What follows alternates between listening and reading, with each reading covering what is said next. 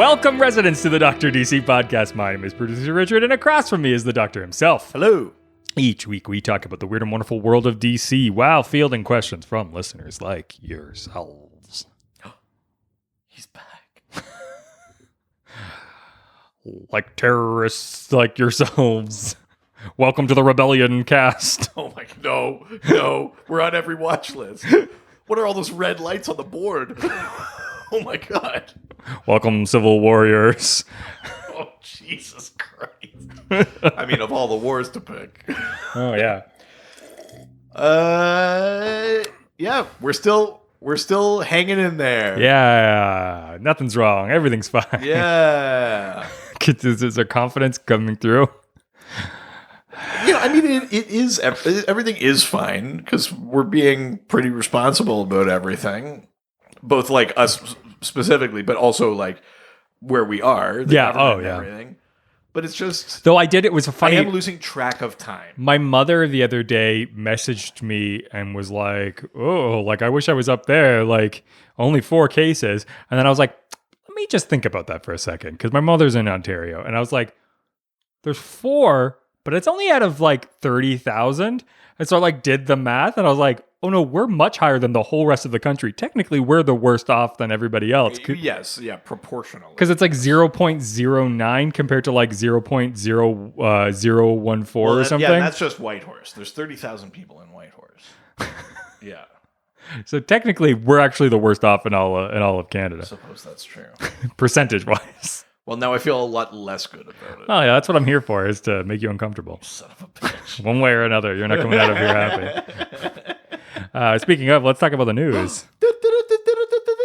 We got a few pieces of surprising. None of it's positive, but we got a few pieces of news. Well, actually, this is okay. DC debuts trailer for Gotham High. Oh. Have you not seen this? Like animated show? Or Yeah. something? What? I have not seen this at all. Or no, this is for the comic. Oh, okay, an ad for the comic. Yeah. I mean, that's not exactly a style targeted at me, but that's, I think, the point. I'm already reading the comics and into these characters. I don't get it. This is a little too young. I don't understand. Yeah. But yeah, I mean, it's got like a Riverdale, Very Riverdale. Gossip Girl. I will say that Bruce Wayne does kind of remind me of Clark Kent from Smallville. That hair. Yeah. Yeah. I like on his Instagram that he's only following one person. Who do you think that one person is? Who do you think he's following? Do you think it's Justice? The only thing he follows is Justice? It's an account that he also runs that's for both of his parents. He follows the Crime Alley Neighborhood Association.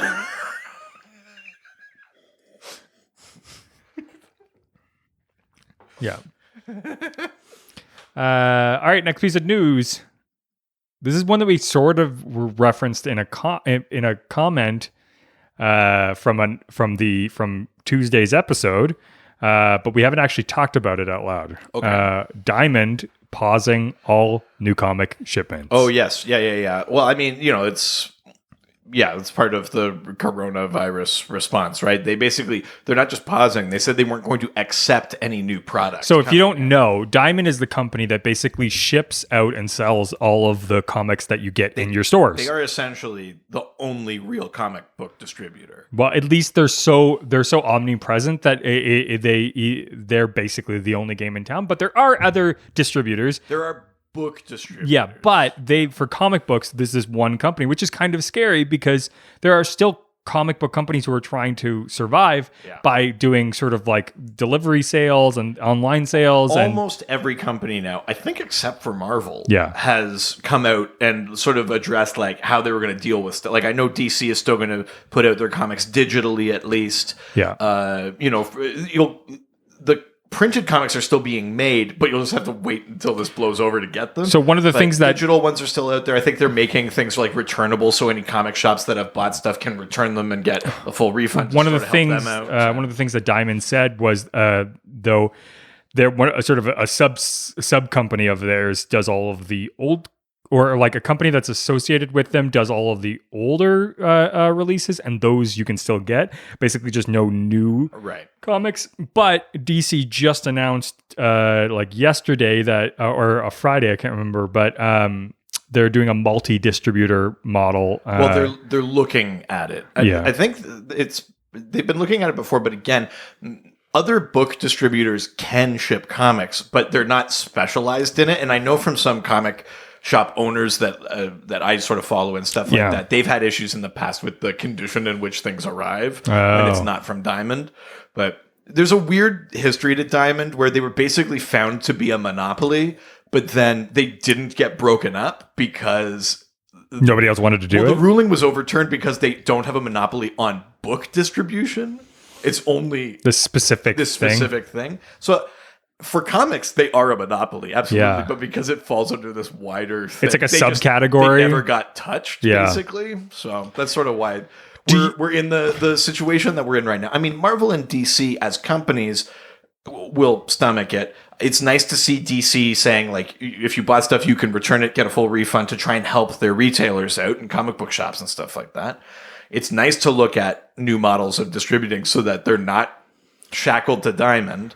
But I would still be concerned about like local comic book shops. Like I those feel like margins are thin at the best of times. So if you have an opportunity to, arrange to get some back issues or figurines or anything like that in the meantime, and get like curbside pickup or anything like that to try and help your store out, I would suggest that you do it, because even with those other things in place, this is really going to hurt those businesses. I mean, at the end of the day, this may not stop doing that may not save them, but it's going to help them pay some bills, and I think that's hopefully, yeah. I think that for the large part, I think that if this goes on a few more months, there's a good chance that most small comic book shops are probably going to close for good. Well, yeah, I would also hope, though, that if this goes on a few more months, I mean, I can't speak for America, but I would hope that the sort of aid relief packages of various nations would step up and address concerns of small businesses, because it won't only affect comic book shops. It's going to affect but that's kind of the all point. Sorts of small businesses. That's sort of the point, though. I think comic book shops are probably at the bottom of that list of concern. So I feel like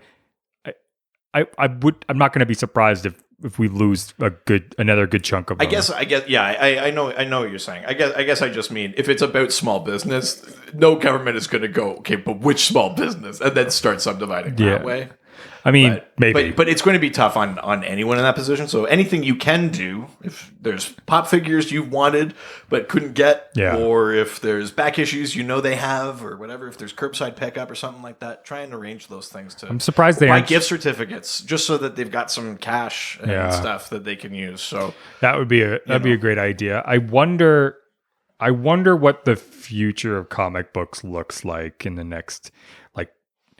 I mean, we have to talk about it in real terms. Yeah. Depending on how long this goes on, I mean, AT&T's already sort of has been looking at DC with a cockeye. That's not true. That was all the bullshit rumor mill thing. I don't know. I continue to keep hearing about it. I've been hearing it on a bunch of different podcasts now. I mean, there's got to be some truth to that. If I was AT&T, they're a loss. They're not even a loss leader. They're just a loss. They're not a loss. I mean, if they are a loss, they are a loss leader, because it's a nonstop intellectual property machine. You don't shut that down. Well, I think the properties already exist, though. They're not really creating that many new ones, right? So like owning them for their properties makes sense, but continuing to press new comic books, I don't know if that makes sense. It totally does, because every comic book movie that's being made now is based on a story that came out in the last 15 years. They're not just making movies off characters and properties. They're making them off specific arcs. You need the content creation side. On the most cynical possible level, it doesn't make sense to shut down. I hope so, but that's not going to happen. What's going to change, what will undoubtedly change, is like the distribution model, the balance between digital and physical. Although digital comics have been out for a decade, it hasn't overly impacted physical sales. If anything, they've sort of benefited from double dipping a little bit. Yeah, I get that. But something will change there, undoubtedly. But I don't know what that's going to look like. But I wouldn't be surprised if, like, at least like we started seeing comic books like in places like the video game stores and in Walmart's more. Yeah, that'd be great. I think that stuff will probably happen. Yeah. But I could see it getting a little bit smaller potentially. Yeah, but I mean, but those sort of growth and shrink things happen anyway. I mean, like, I guess my point is just it's not going away.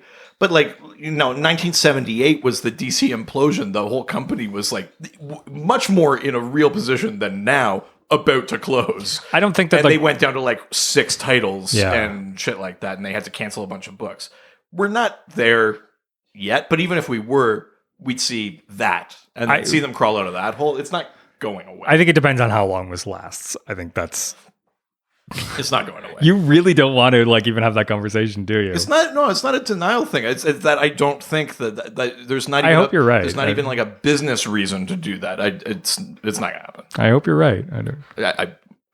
I more than any other time on this podcast where I say something definitively, I am right.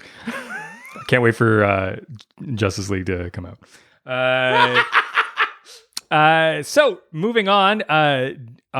Speaking of what DC's been doing, they're now reaching out to freelancers to get more work done, which is great. I think they're at a point right now where they're still people are still working. I mean, luckily with comic books, a lot of the work happens not in an office. Well, yeah, most people tend to work remotely. So, I mean, that's a benefit to that industry is that it's sort of already adapted to that model a little bit. Yeah. It doesn't address the how do we get it out problem other than the fact that they're still releasing digitally. Yeah. But yeah, I mean, it's nice where possible to keep as many people employed. But I mean, there are still people who have lost work through this. Yeah. At DC, at Marvel, at Image, I'm sure, at different places. But yeah, I mean, the trouble in general, I mean, you even know this too up until recently, because now you have your own business, but you freelance for a long time. Oh, yeah. The trouble with freelancing is even when you have gigs, you don't have the things you need that come with them. The security, the insurance, benefits, like all the consistency.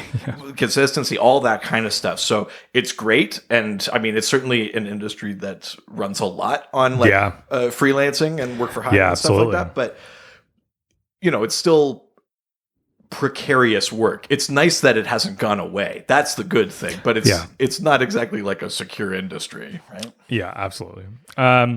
Well, if you're a parent and you're concerned about how you're going to keep your kids inside, DC's got another answer. DC just launched a new kids program. Oh, yeah, I heard about this. Yeah. It's some learn to draw stuff. It's called DC Kids Camp. DC Kids Camp will teach kids how to draw their favorite DC superheroes, gain inspiration and skills to make their very own comics, and unlock creativity with how-to videos such as draw-alongs with... how do you say her name? Anais. Anais. Anais? Is it Anais? It's Anes. Oh, Anes. Oh, Agnes? Maybe. Garbowski, DC Superhero Girls. Oh, right. Yeah. Activity sheets, coloring pages, blank comic pages, previews, and additional content will be shared on the social media pages every day. See, now, this is a good idea on so many fronts. A, it's great, like PR, great marketing to be active and helpful during this stressful time, especially for parents who are like, my kids have to do something. Yeah. It's also in a very long-term sort of way. It's great to get kids interested in this because you're basically like seeding the next generation of people that will make stuff for you. Yeah, absolutely. But even further to that, because there's lots of art schools and things like that, it's just cool to give people a peek behind the curtain of like, just how do you make a comic? Because that's a thing, like, you might know how to write a story, but it doesn't mean you know how to write a comic. Like, there are formats, right? You have to know where the ads are. So you can't put a 2-page splash over where an ad would sit. Yeah. Because then it would get split by the ad. Like, so you now have to structure your story, structure your art in such a way that like it flows around those things. So they're probably not going that in depth with this, but even the idea of getting the wheels turning about like panel layouts and how do you tell a story without words? Like what are some like cool techniques to, draw your eye to something important? Like if any of that stuff sinks in, it's cool to train people specifically, at least to recognize and appreciate what's specific about comic art. I think that's super cool. Mm-hmm. Yeah, absolutely. A little bit of sad news. We were hearing that a little, huh? Yeah. We were hearing that Wonder Woman 1984 was still moving on, but unfortunately it is now postponed. Yeah, till August, I think now. Yeah. At least for now. Yeah, I think there was... I don't know if they had ever seriously considered it, but the rumor mill was like, what if you just released digital? You know? No. They need to get some of that money back. Well, yeah, but I mean... I don't want... This is going to sound like such a contrary argument because it would basically cut out middlemen and all of the people that work in that industry. Hey, man, I'm in a fucking middleman, so... But, like, a cinema is a middleman. Even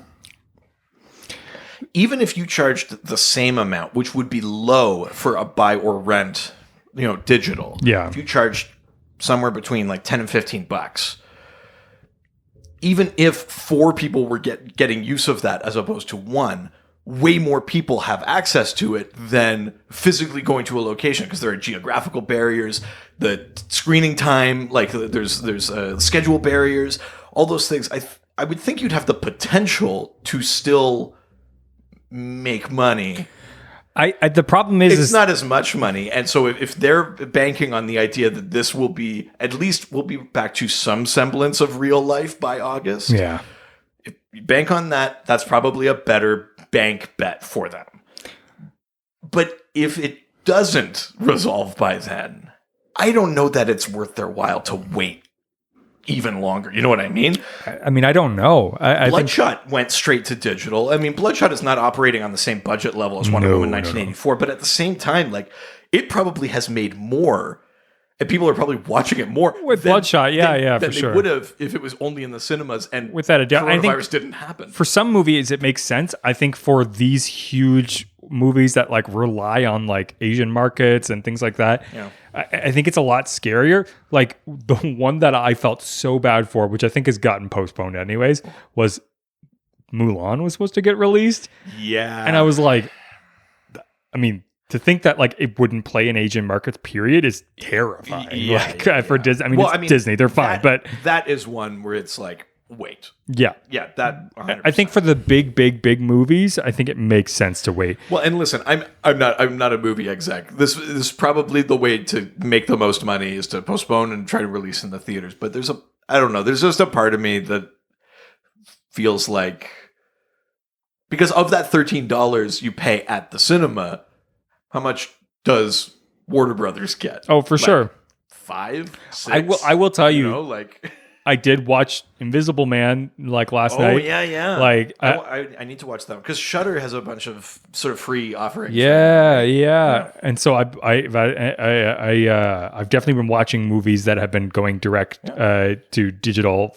I bought Birds of Prey digital and rewatch, which I had already seen, of course, but rewatched that the other day. I did the same thing. I think there definitely is, like, for the small market right now of like going direct to digital, it's working for some, but I think there's a budget sort of line that. Yeah.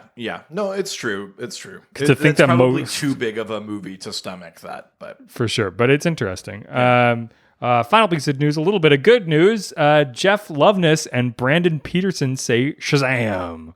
What? Shazam's getting new writers and artists. Because I thought they were. Oh, is this for the comic?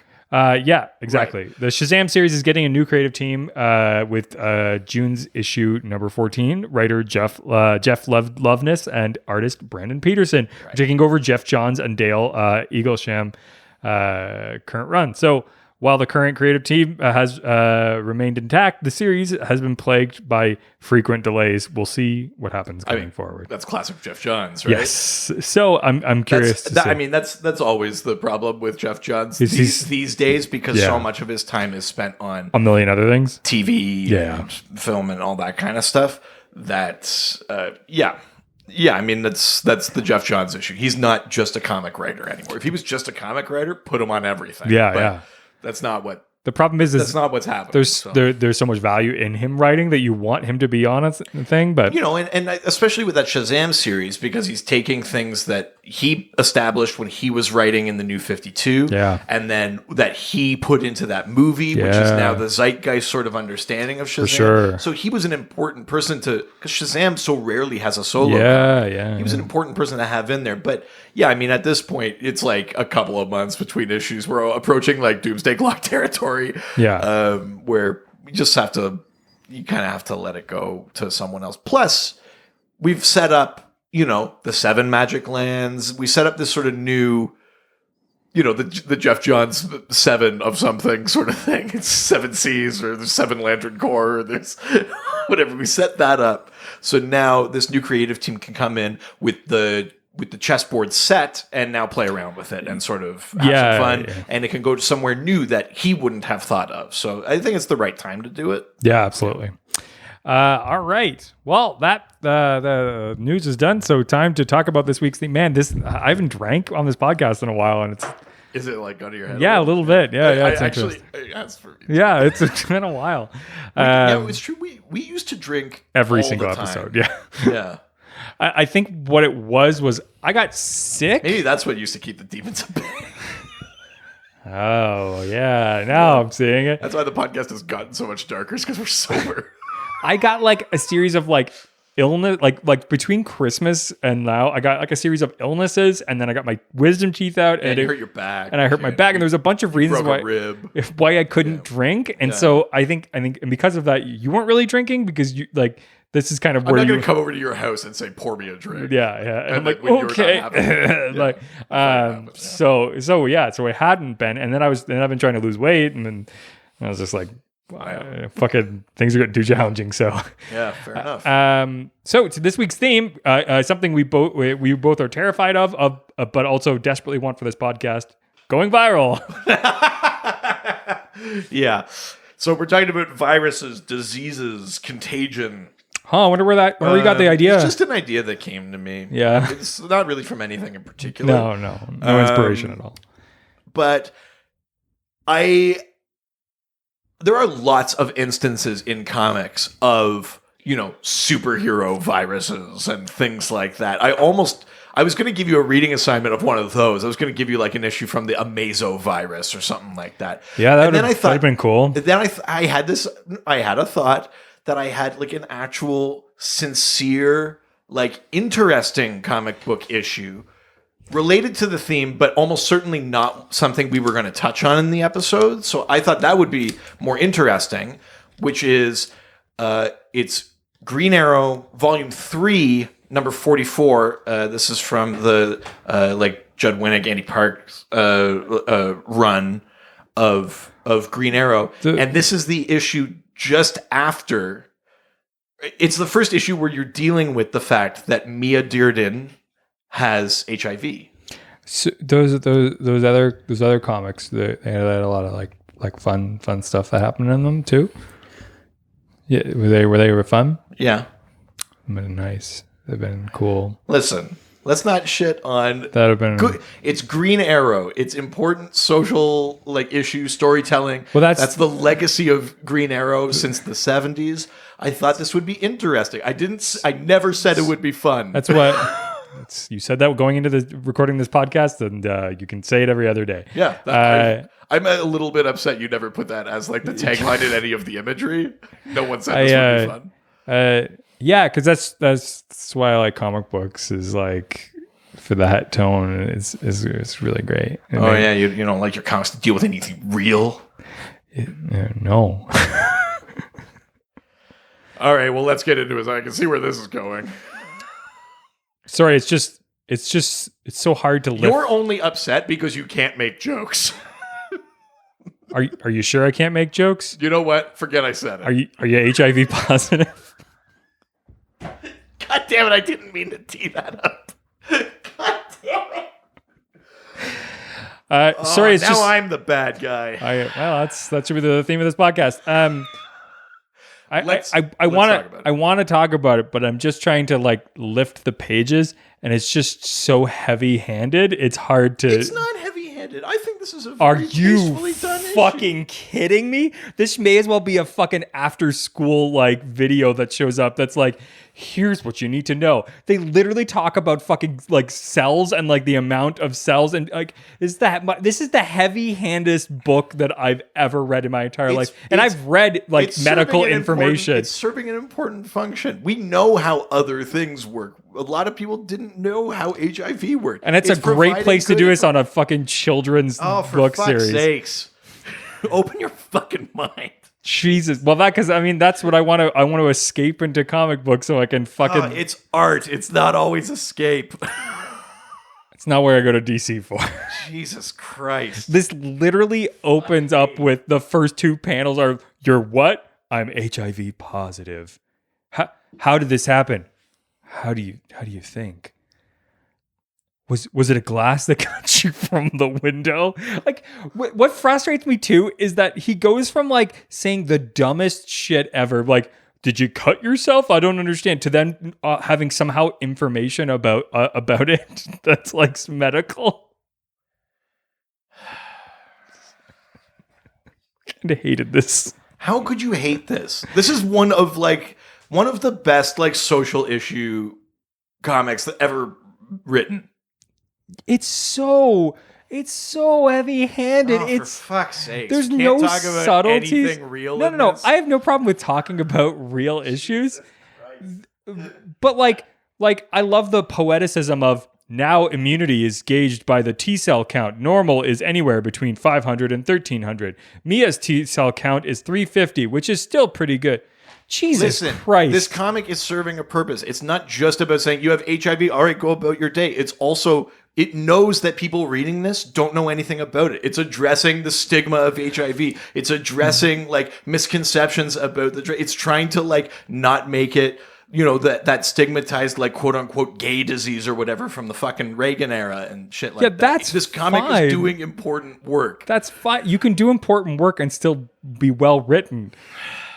It's so How would you heavy-handed. balance those two things differently than this comic does? To actually I defy you. to pull out the fucking like medical stats and talk about the emotionality That's behind what a doctor does. We're in a scene in The Doctor. The Doctor is... It's not like Oliver Queen was like, I went on the internet and this is what I learned. It's The Doctor. They gave it to the one person whose dialogue makes sense if it's that. it. Yeah, but you don't need the doctor in it. Dude, she just got diagnosed. But I think that you don't need to have the point when she gets diagnosed. You can have the conversation about the emotionality behind it without having the fucking doctor scene in it. Like that whole first chunk of just like, it's just like, oh my God. Yeah. Okay. Like I get it. Like there's no art in that. It's just literally like medical text. There's parts of this that are fine, like the Let's go through. Let's at least go sort of what are the beats of the story? What is happening in this issue? Broad strokes, like scene to scene. What do we have? Let's at least get that out there first. So the book opens up with Green Arrow talking to Mia. What's her character name? Mia Dearden. Yeah, does she have like a fancy name? Well, she becomes the second Speedy. She Yes. becomes like she's his sidekick. Fucking legacy with Speedy's. Jesus Christ. Well, yeah, Speedy I think is maybe more cursed than Robin. Yeah. So you open up with them in a doctor's office, and she gets diagnosed with HIV. They then go into explaining like exactly how she got HIV, which leads into the most artful line, which is, I shot speed. We all shot speed. Staying awake is pretty high priority. Keeps the number of rapes down to a minimum. Loved reading that. That was great. I didn't say it would be fun. She had a rough life. Mia Dearden grew up on the street. I know, but you don't need to write the amount of like. I don't need that line. You have to hit. It has to hit home, or people will gloss over it and think that life's just fucking peachy. Yeah, but I don't want that in my comic books. I'll read a fucking Vertigo book if that's what I'm looking for. I don't What's want the that. difference? That's also a comic. Just because it doesn't say Vertigo on the front, you're like, oh, they said, oh no. It's not what I want for my DC Jesus books. Christ almighty. And there's too many goddamn women in these books. No. That's what I was waiting for. That was it. No. And So another thing, why is this about a woman? You're so saying a man can't get IG? all I'm saying is I'm just glad they're all white. Jesus. Connor's not 100% white. Oh, that's true. Yeah, that's a good point. Never mind. Burn this book. Good Lord. So they're talking to the doctor and going through every detail about how someone gets AIDS, and that AIDS and HIV, being HIV positive, can be two different things. And they go through like the breakdown of like T cell counts. I will concede that it is information heavy, but I don't think it's clunky.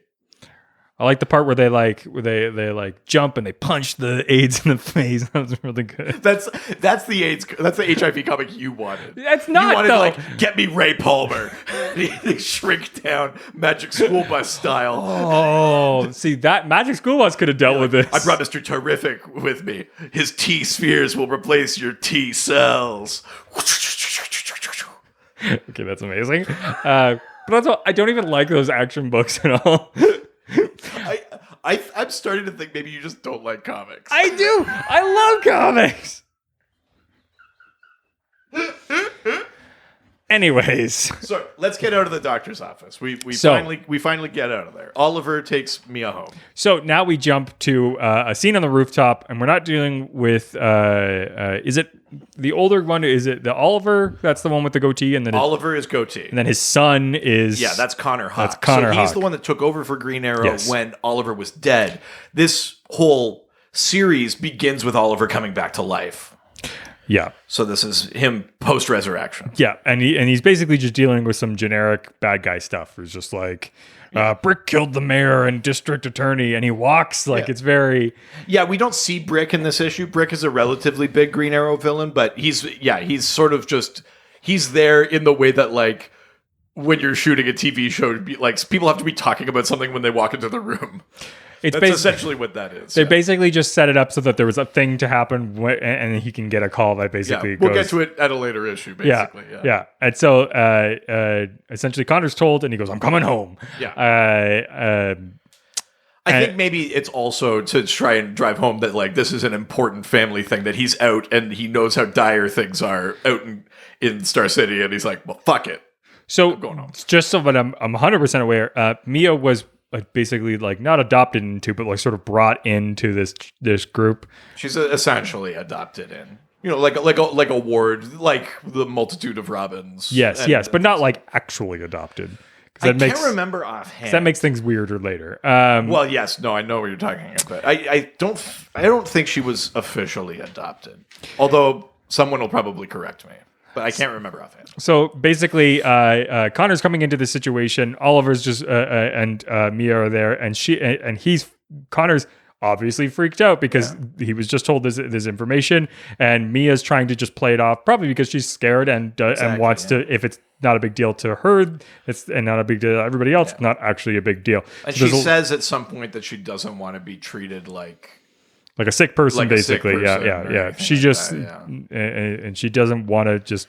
She doesn't want them to make this a big deal because she's just like, hey, look, there's some after effects. And they're just like, what do you mean there's after effects from Ollie? And she's just like, wow, there's all these other things, but like, I'll be fine. Like, just don't worry about it. Like classic sort of like the sort of drama you would expect it to be, the sort of like one person's trying to basically minimize it. The other people are trying to sort of like it's that thing take it seriously. where like Oliver is trying to be as supportive as he can, but he's in a way sort of making it worse by emphasizing it's how really frightening it is. It's really Connor And that's doing the issue. I think Ollie sort of switches at one point and starts trying to be like, it's fine, because he's now realizing sort of the implications of all of this. So he's now fighting Connor, basically saying like, just fucking, it'll be fine. She can handle it. I mean, he's also saying it to himself. And Connor points it out that Ollie's a little in denial about how serious it is too. But and then you get a scene where Ollie's clearly going to do training because he's trying to like deal with his stress. Oh yeah, he puts like a bow staff through like a fucking dummy. Yeah, he's clearly upset. I'm sure you loved this ad in here. Oh man. Some Lord of the Rings, Third Age. I love like reading an old comic and seeing the ads and be like, oh, that's when this came out. Hell yeah. Because this comic is from 2005. Exactly. So now we go to the next day, and Mia's basically just trying to like just trying to make her life normal again. Yes. And she's getting like a bagged lunch of like basically like tofu sandwiches, and Connor's basically saying like, you said that the nausea isn't so bad if you don't take the meds on an empty stomach. So they're still trying to be like, hey, like this isn't just like, we didn't just get over this. Like we still remember that you're dealing with this. Yeah. And she's just like, fucking stop. Like, stop making this a big deal. And now Oliver's still basically doing the same thing, which is like, hey, like she's got it. Like, don't deal with it. Cause obviously he's trying to just pretend like it doesn't happen. Cause he also doesn't want to deal with it. Yeah. And basically him and Connor have a huge fight. And now we get Mia at school. Which I didn't know she was in school. Yeah, because she's like underage. She's under 18. So she's in school. God, why do you have to say it like that? Just say she's under 18. She's underage. Every moment I wait. Every day a countdown. God damn it. That's not what I meant. So now it's after. What a shit show this reading assignment is.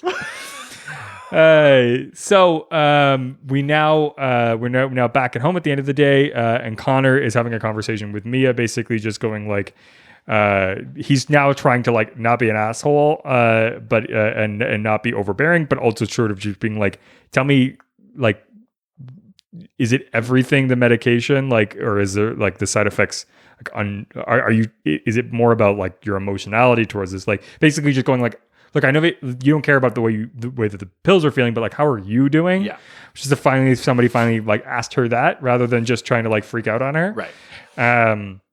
And she's just basically going like, I'm not afraid of dying. I'm not afraid of how many pills I have to take. I'm just afraid of having to be alone because who wants to be with a person who's got HIV? Yeah. Just a good moment. I think that's probably the best part of this book is that sort of I like, would agree with that. I think like you're actually having the sort of like the emotionality behind it. You're having the sort of real human connection. You're having the like, what at the end of the day, like you get an illness, you're like, okay, I have to fight the illness. If I know there's a way, I'll do whatever I have to.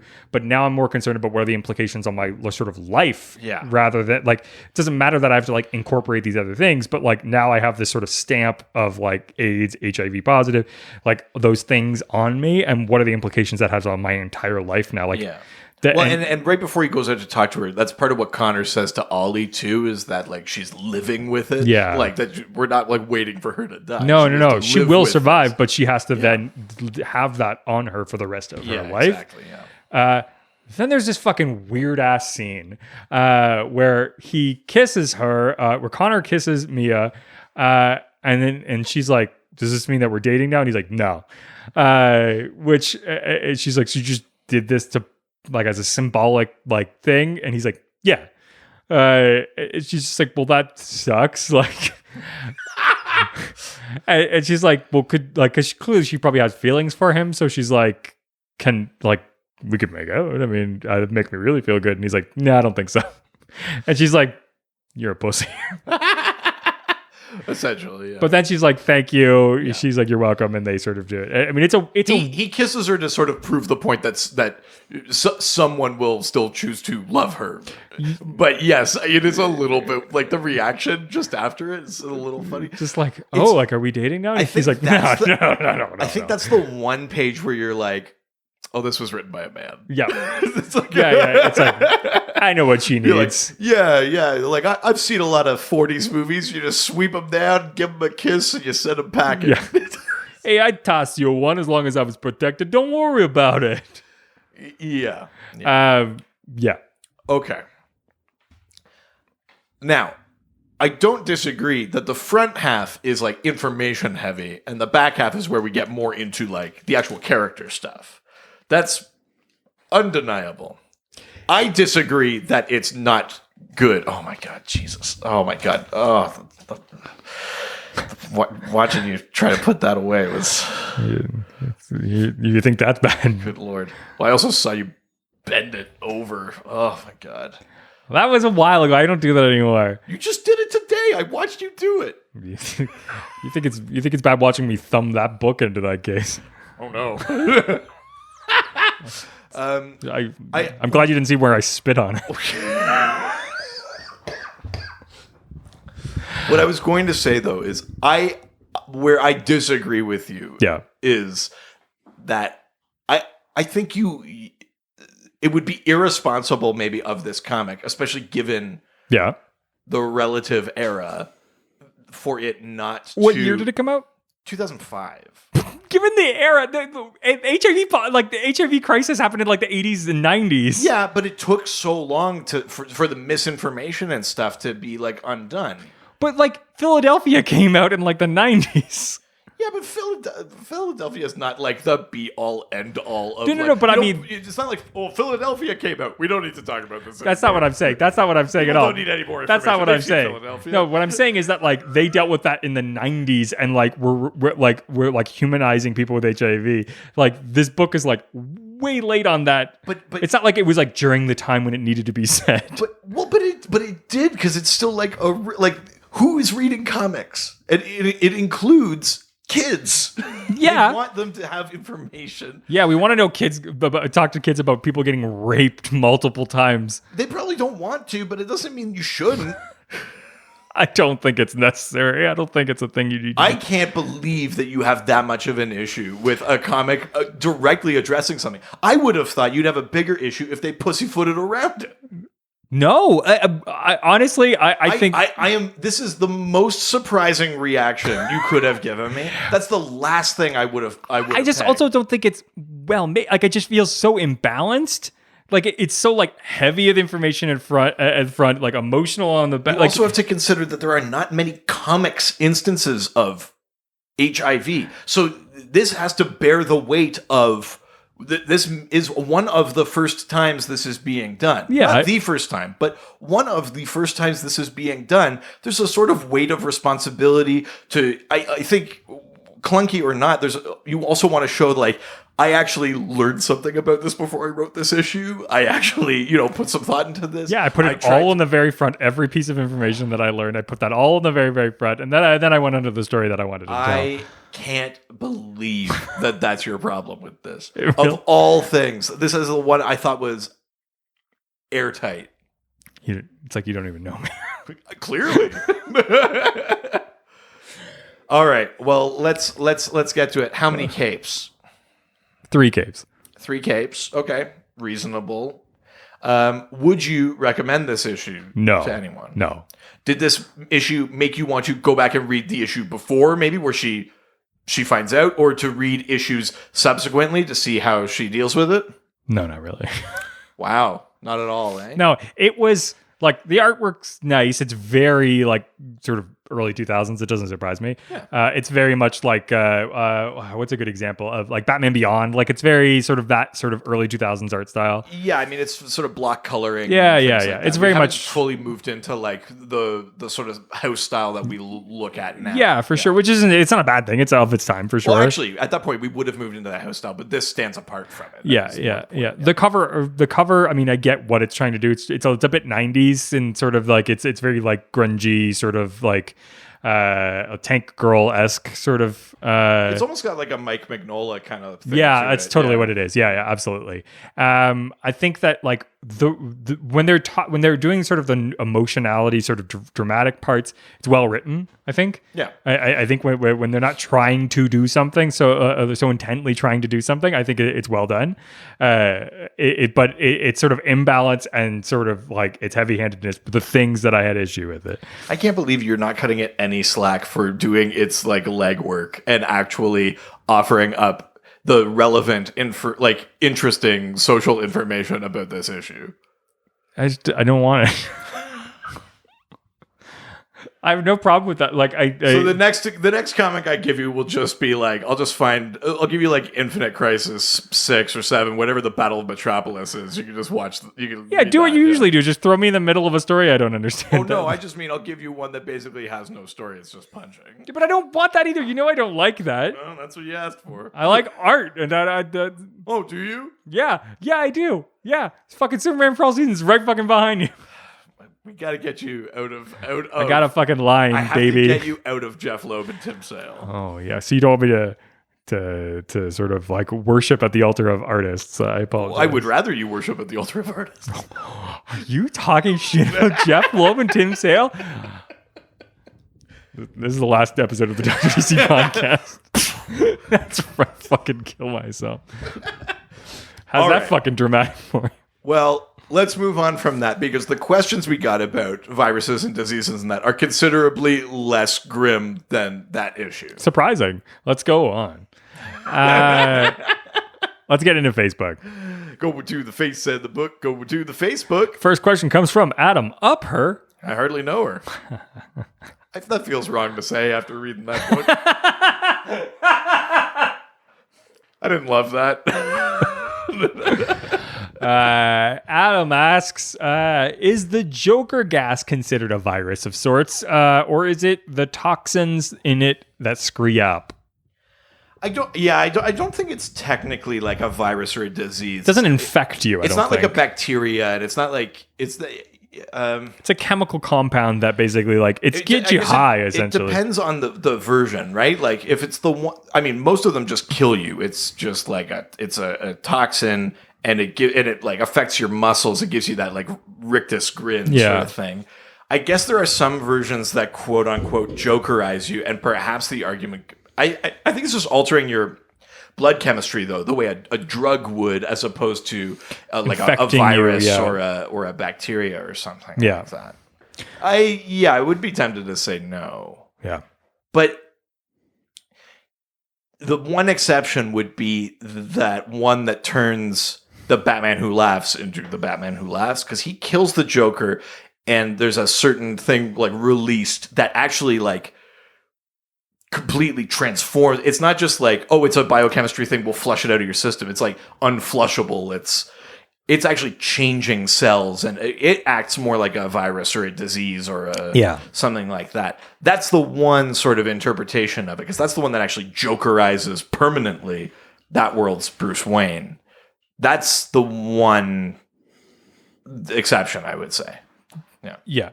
All right, moving on. Next question comes from Mallory Vanier, who asks, are diseases, viruses, infections in the DC universe specific to planets with similar conditions, or do they have an impact across the universe? Could the same disease affect Captain Carrot? God, she brings up Captain Carrot every time. And Superman, or is their biology too different for that to happen? Right. So a couple of different questions in there. I actually really like that first question because, we talk about like Superman has powers because of a yellow sun. If he goes to a planet with a red sun, he doesn't have powers. And the question is essentially like, would diseases work the same way? Yeah. Would a Kryptonian disease only affect Superman? Or I guess would the Kryptonian disease get strong enough under a yellow sun to also affect Superman? Well, that's the thing that I always liked about Star Trek is that like in the future, it's like you were getting like other races like flus and things like that. Well, are you though? Because the transporter's biofilter takes all that stuff out. So if you're in Starfleet, most of your encounters involve a transporter. You're maybe never encountering But they do have other diseases. I know there's been times where people got sick. Oh, yeah. And stuff has like gotten through that filter before. I don't know that they've built up the immunity, though, the way that you would like expect from like explorers going to other places. No, because because they're actually just like screening them out. That's what I mean. You're not getting like actually. You're not building up an immunity because it's the same reason why it's like it's great to constantly sanitize yourself. But the problem is you're not allowing yourself to like build up any immunity. In the J.J. Abrams Star Trek, not that this is the Star Trek podcast, but in the J.J. Abrams Bones gives Kirk a vaccine for Lavaran mud fleas to sneak them onto the Enterprise. So there are vaccines for things, and so there must be a certain level of immunity to a few galactic things. Yeah. I mean, so to answer that question, if there was a Kryptonian bacteria, I would expect it would also be affected by a yellow sun because that's the same principle. The same principle applies to like cloth, and metal, right? Yeah. Like Superman's suit, his mom throws it in with him. It's a blanket, and the reason that it works on Earth is because it's also Kryptonian. It's like anything on Krypton under a yellow sun is like superpowered. Don't ask me how, but that's sort of what's been established. So I would argue that that's probably true of bacteria and viruses too. So whatever those differences are from planet to planet and different things, if there's other instances of that, or if it comes from a planet with like really high gravity and then comes to Earth, does it make it more airborne and more like transmittable than on that Potentially, planet? yeah. Potentially. Like I think there's those things. I I don't know think- if they become if it changes how infectious they are necessarily, or if it just changes like how easily they're distributed, or I guess think- that is what infectious means. But Yeah, I think at the end of the day, like especially if you're humanoid, your cells still work like cells, and that's how how Yeah. viruses work is they attack your cells. Yeah. So for the most part, I think that if you're not from the planet, you're probably more susceptible because you haven't built up the tolerance to whatever that specific variation on a disease is or a virus. I think that if you're not sort of like built, like if you're a vapor fucking like Green Lantern or something, there's a good chance or that like Chrysellian. yeah, who's like Diamond. if the things that make you sick are based on a completely different other like build of like cell build or whatever, like you know what I mean? Like Yeah, I think at that point, then sure. But I think if you're still built from atoms and cells and things like that, you're probably going to be susceptible to most of the other viruses. Yeah, I think that. Yeah, If anything, you're probably more fucked. Yeah. Okay, this is 2 episodes in a row. Cox, dick. Where you've given like a great answer. I don't like this. I don't want. I don't. What's want, happening? I don't like this. It's the coronavirus. it's swapping us. The problem is that I'm not working anywhere, and so I'm just at home all day, and so all of my like smart ideas are getting stuck in my. This is the trick. You have to restrict your work hours, and then it'll save some brain cells for when we record. Yeah. That's the key. Oh God, what does that say about me? Got nothing but cells, baby. Let's move on. All right, next question comes from We've Only Just Done, who asks, what happened in Batman Contagion? Was going to read it, but now the thought just gives me anxiety. Yeah, Batman Contagion is of course different from Batman Outbreak, but those are often confused. It's a movie joke. Just talking about a Batman. So Batman Contagion It's in the trees. is part of what led up to eventually No Man's Land, that story. But essentially, it's Is that Al Bundy's group? what? No Man's Land, isn't that Al Bundy's support group? I have no idea. Did you not remember the He-Man woman? No, the like. I didn't watch a ton of that show. Really? No. No. They had like an anti-women's club, which is pretty bad. Oh no! Yeah, Oh no! but it's. I mean, Little Rascals had the He-Man Woman Haters Club, so That's true too. Oh my God! Good Lord! probably not super. So many things have aged so poorly. Yeah, we just hate broads. It's all right. We're adorable. And another thing about this comic. So, Batman Contagion. What happened in Batman Contagion? So, I don't know that one. Essentially, there's a disease is released deliberately in Gotham. That's I think like a strain of Ebola or something like that. Nice. But it's designed by the Sacred Order of Saint Dumas, which is that like religious cult that Azrael comes from. God, how many fucking like COVID books are we gonna get that are like based on this? Like, I'm waiting for Dan Brown to write a Jesus COVID book. Christ, it's coming. Yeah. We're like, yeah. God damn Brown. Can we Oh get God, Lee, yeah. Can we get Lee Child to write a book where Jack Reacher just punches COVID? I'm waiting for the Da Vinci Code like Contagion version. Yeah.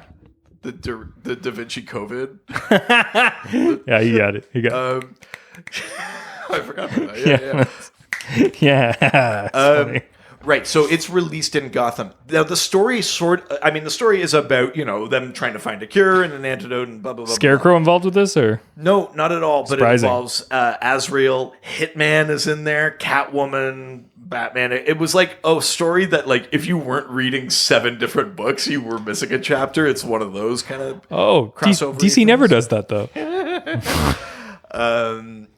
But it has like parallels to that Edgar Allan Poe story, where all of like the rich people try to lock themselves together to survive the plague, but the plague is in with them. Because that's sort of what happens. This guy who's like the patient zero basically lives in this sort of enclosed rich community, and they shut it down, but he was already carrying the disease and stuff like that. So there's like parallels to that Poe story, basically. Oh, okay, yeah. But essentially it's a bit of like a manhunt sort of chase to figure out the antidote. Batman thinks he's done it, but he hasn't, and then Azrael figures out that there's like a code in something, and that's how they figure out the antidote. It's like an episode of House. Yeah, kind of. Yeah. Batman tests for lupus. Yeah. Gets it wrong. Yeah. Batman only figures it out when someone says something weird offhand. Yeah. And he goes, "Oh, wait, I've got it." Yeah. And then he uses his cane and walks away. Yeah. Yeah. And then he's emotionally abusive to someone. Well, yeah. Listen to last episode. It's not just emotional. Oh no. But yeah, I mean, there's not much more to that story than that. I mean, I think it's relatively interesting, but it's tough to track down and read because it goes across like 7 different series. I don't know if they ever collected Batman Contagion just as its own thing, the way they collected like No Man's Land or something like that. Or Cataclysm or anything like that. But if they have collected it, it's probably worth reading. If they haven't collected it, you can almost certainly get all of those comics digitally, like on Comixology, and try to read it that way. But it does hop around a fair bit between different series. Yeah. All right. Next question, and the last on Facebook, comes from the most interesting resident. Andrew Delgado? That's right. Obviously. I don't know why it always takes you so long to figure out who these people are. Andrew. Because I never get to know anyone. Not really. Apparently. Andrew asks, what are some of Liesl Pond's best feats? Fucking love me some Liesl Pond. I figured you would be excited. Oh, yeah. So, quick refresher. Hell yeah. Liesl Pond. Bacteria, baby. He's a bacteria Green Lantern. Hell yeah. He's actually a strain of smallpox, I think, specifically. Does he have a ring? Because, I mean, like, even the, like, mini ones, like, put the ring around their hand. But, like, I mean, when you're bacteria. I don't know. He must have, like, a shrunken ring. Yeah. Like a mini ring. Which is, it's like, if you have the ability to shrink the ring. Just like how Mogo's got a big ring right around a mountain. Which is not true. No. But yeah, so he's like a bacteria Green Just Lantern. comes like whatever shape he wants. Good God. Call me the White Lantern. I can't remember the first time that you brought him up or why. I can't remember. But Liesl Pond's been on the back burner for a while. Yeah, now. I fucking love me some Liesl Pond. That's awesome. I love the idea that there's like this whole other fucking universe that's like molecular. Well, yeah, exactly. I would say that his probably greatest achievement was defeating... Curing HIV. No, he never managed that. Just wasn't on his top list of things to do. Yeah, I guess he didn't have the will to do it. I don't feel good about that one. Are you sure he didn't do it? Oh, no. HIV Good Lord. Fucking love me some Liesl Pond. Yeah.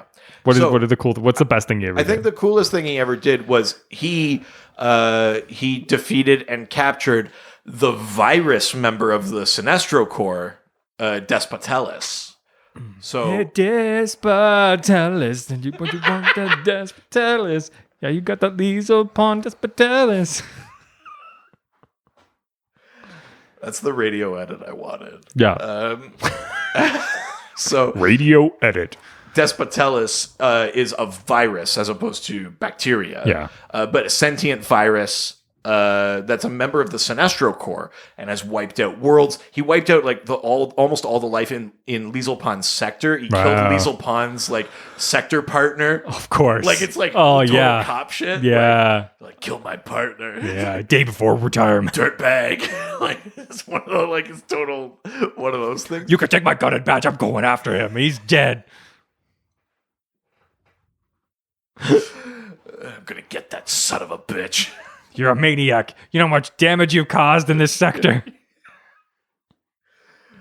You wrecked 20 blood cells. That's fine. It's worth it. So, I forget the arc, but basically Guy Gardner gets infected by Despotellus. Liesl Pond gets injected into him by Soranik Natu and defeats Despotellis and captures it. Yeah. I think that's probably, and he saves Guy Gardner in the process. Yeah. I think that's probably the coolest Liesel Pond moment you're going to find, unless there's something like back from Silver Age or something like that. I'm not actually sure when Liesel Pond came about, but that's probably the coolest one I can think of, because for the most part, you're not focused on him. Yeah. But it's like a moment you get to see him in action. Basically, I want in to. his element, right? In a Magic School Bus adventure. Yeah. And, God, I want a fucking buddy cop Liesel Pond Gnort story. you know, yeah, and like one of the Guardians is like, you know what, you two deserve each other. Yeah. Get out of here, you little bastards. Good God. That's what I fucking want. I love that. Yeah. Hell yeah. Yeah, I like it. Somebody wants to get me a fucking Liesel Pond. If you can find a Liesel Pond toy, I would lose my shit. Do you think they've ever made a Liesel Pond dog toy, like a chew toy? Because he's just bacteria shaped. Yeah, that Just would be. I something mean, that'd be squishy and adorable. fun. Yeah. That'd be really. God, why don't they make nerdy dog? I'm sure they do. I'm sure that Loot Crate has a dog toy. Chad, is there a Liesel Pond toy? If anyone's gonna know. I mean, it's true. Yeah. All right, let's leave Facebook and head on over to Twitter. Twitter. God, we say it with so much more confidence when there's nobody else on the line. You would think this deep into the podcast I couldn't be embarrassed anymore, but that's not true. No, that's God, no. That's If anything, I'm increasingly embarrassed. yeah. Now we're just getting access to more important people. And I realize what's out there. Yeah, and what I've done. Yeah. Whatever, it's too late now. Yep. It's famous last words. Well, that's why the last episode is the way it is. Our final episode is a necessity now. Yeah, absolutely. Next question comes from our religious representative. Ooh, Chris Chan. That's right. Who asks, every DC character is under quarantine. Oh, okay. Which A, goes stir crazy first, B, breaks quarantine and goes outside, and C, applies for a divorce, or D, becomes a new parent. Okay. Well, let's go through each of those questions. So the first one is breaks quarantine first, right? No, goes stir crazy first. Oh, it's just go stir crazy? Yeah. First is Okay. A is goes stir Of crazy all of first. the DC Comics superhero, are we just talking heroes or heroes and villains? It says DC character. I feel like the villains wouldn't respect the quarantine anyway. Yeah, I know. So let's go with heroes, maybe. Who would obey but go lose their mind first? Right. Well, not someone like Batman or Superman. Superman gets to spend time with his family. Loves that. He can work from home too. Yeah, Batman's got a lot of like cases he he wants to And go he's got through. the mental discipline. Batman can take that. That's fine. Yeah. So that brings Hal up is basically quarantined within like the green aura of his ring, so he's probably going out and doing stuff Yeah. anyway. That's my answer to the next one. I think. Yeah. Booster Gold. You think he would go crazy? Yeah, I feel like I think he would hop on all that live stream stuff, right? no. You know who it is? Barry Allen. Yes. Yeah. That's the one. Yeah. I mean, yeah. Yeah. I mean, yeah. I did. The levels in which you just agreed. Yeah, there was like I went through like, oh, but what about? Oh, No. I just ticked off of every all of box, them. yeah. He's the one. You're right. Barry Allen, the Flash. He loses his mind within the hour. But it's okay because he'll just find a way to kill literally 10 times more people because he's going to try to reverse it and like go back in time and make it much, much worse. Yeah, I have to go back a week to when there was toilet paper. Yeah. He causes TP point. Yeah. In the TP point universe, we all shit in our hands. Because someone went back in time and took the TP. My brother died from having shit in his hands because of you. Got dysentery. Yeah, he causes a worse outbreak of like cholera and Yeah, dysentery and stuff like that, and then he has to go back, put the TP back, Yeah. to fix the broken reality. Yeah, DC execs, We know you're listening. hit us up for TP point. Hey, yeah, you're contacting freelancers, right? Listen, you're the ones that published that Nuclear Winter special and thought that was funny. I mean, yeah. So we might as well make the COVID special. Yeah. At least ours will be funny. And we'll write TP point. Yeah. So B. Tipping point. TP Oh, point. there you- I mean, We still have a pun in there. hell yeah. Nailed it. Okay. This podcast might go for one more episode. Saved it. B. Breaks quarantine and goes outside. So How? you're I said how because he's technically quarantined because he has that green aura when he has the ring on. That's like just him. So Hal would just be like, whatever, I'm just going to do what I want. He's just going to leave. I mean, yeah, I absolutely. think that's my one for that. I'd say Or Plastic Man. yeah, I think he would try and sneak out. He would like go through a vent. Or something. Red Hood maybe. You think Red Hood would just keep going like business as usual? He's like, I got a hood on. I'm fine. It's like a mask. Right. Okay. And then C applies for a divorce. Well, I guess that restricts it to characters that are, let's say, either officially married or essentially, a long enough relationship that we can. If we they could actually say applies for divorce / they break up, they drive each other nuts. if they actually got together, Selena Kyle and Bruce Wayne. You think they couldn't handle this? No, there's only so many times they can have sex, and then I feel like Yeah, but they're also both loners. They'll just go to their opposite corners of the manor. They'll come together 6 times a day to fuck. I'm assuming and then that they'll like go back to there's like a game that they play where she steals something from his office, and then it becomes this constant sort of like game within the house. Yeah. End of the line, Catwoman. Yeah. You could do Green Arrow. I feel like Green Arrow and Black Canary could drive each other nuts. Yeah. Hawk and Dove. Yeah, I mean, for when they were dating each other, that's certainly there's a potential in there.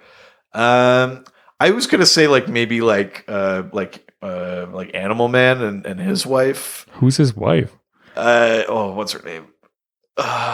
His daughter's name is Maxine. Her name is. Fuck, I'm not gonna remember it because I'm a bad person. But now I understand why you know so much about DC. If that's the level you put yourself at, Buddy, I don't know what I'm a bad Buddy person. Baker and fuck, this is gonna bother me. Animal Man's wife. Animal Man's wife. Ellen. Haha, Ellen. Yeah, Buddy and Ellen, I don't know that they'd get through it because their marriage is always sort of on shaky ground anyway, and that's when he's out being a superhero and like working in Hollywood and stuff like that. I could see that going poorly. I think Scott and Barda are fine. We don't have to worry Ralph about and them. Sue, totally fine. Ralph and Sue, fine. Don't have to worry about them. Yeah. Especially because she's dead, but yeah. Arthur and Mira, I actually think would be fine. Yeah, I mean, it's underwater. They're not concerned. They're not quarantined. But even when they were living on land, they're used to living in that lighthouse and sort of keeping to themselves. Like I think they're fine. I'm trying to think of any sort of others offhand. Harley and Ivy are fine. Are they a couple right now? Well, maybe not officially, but like you know they are. They be fucking. They definitely are. Harley and Ivy would be fine. Yeah. So then the flip side of that, who becomes a new parent? Who be fucking? So now we have to imagine that for some reason a certain pairing has been quarantined together. Yeah. That maybe are not. They could be a couple. But they currently don't have children, or they could be not just quarantined together. They currently don't have children, and are able to have children, and be fucking. Thank you. Wanted to make sure it's clear. Is it Sue and Ralph? I feel like. Yeah, Sue and Ralph. I could see that. I mean, yeah, I don't think Sue and Ralph have ever been depicted as like as horny as like Green Arrow and Black Canary or something like that. But I could see them being like, listen, we're spending a lot of time together. Maybe this is the time to. We've always talked about. I could see the conversation, like the very romantic version of that happening with Sue and Ralph. Yeah, but I feel like with Green Lantern, like they're going to both get divorced and have a child at the same time. Well, yeah. The one does not preclude the other. That's true. It's not an and or. Oh Jesus, Guy Gardner and Ice or something like that. I feel like Guy Gardner would be the one. That would be like. Yeah, I got protection. I'm wearing a Green Lantern ring. And then he would lose his concentration. Do you think... and then it would happen, and then Ice would be like, what the fuck, guy? And he'd be like, oh. Barry and Iris? Maybe. I mean, just from a pure, like, numbers standpoint, I mean, he could really... She doesn't have the Speed Force. I don't think you could apply that logic. He could put enough numbers up there. Good God. I mean, I think. I mean, if you play the lottery enough times, if we're going by horniest couple, it's either Bruce and Selena, or Oliver and Dinah. yeah. It has to be.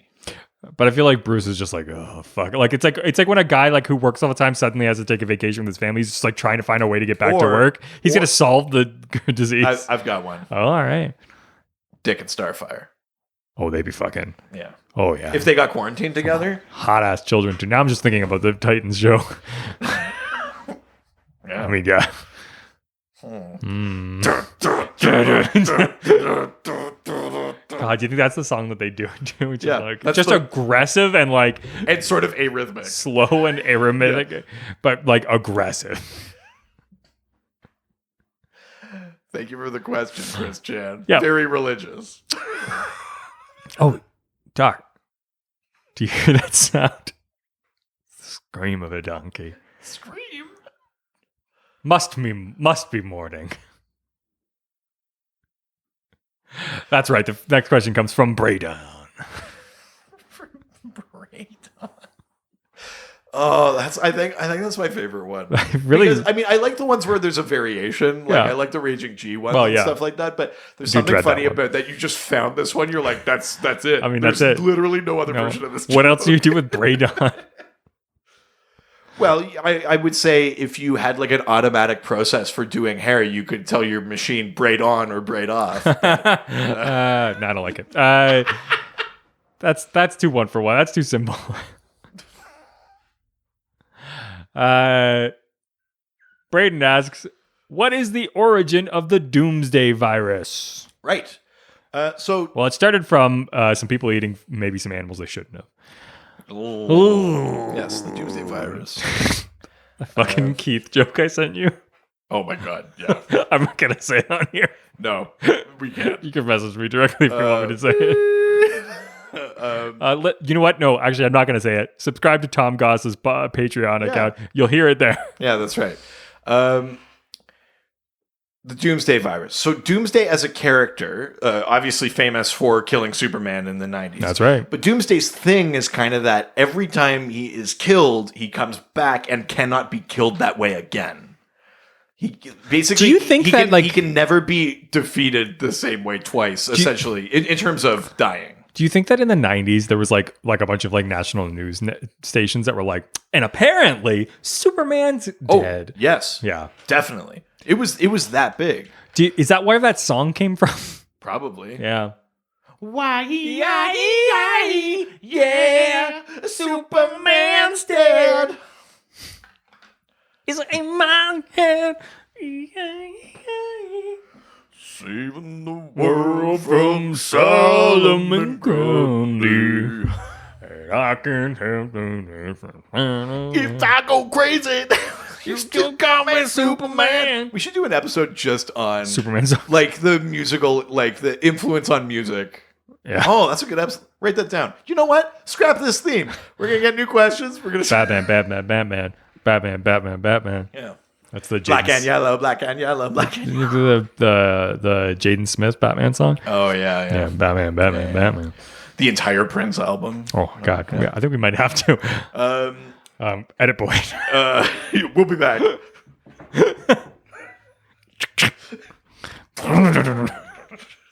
Where are we going? I don't know, but I got on a riding lawnmower. So.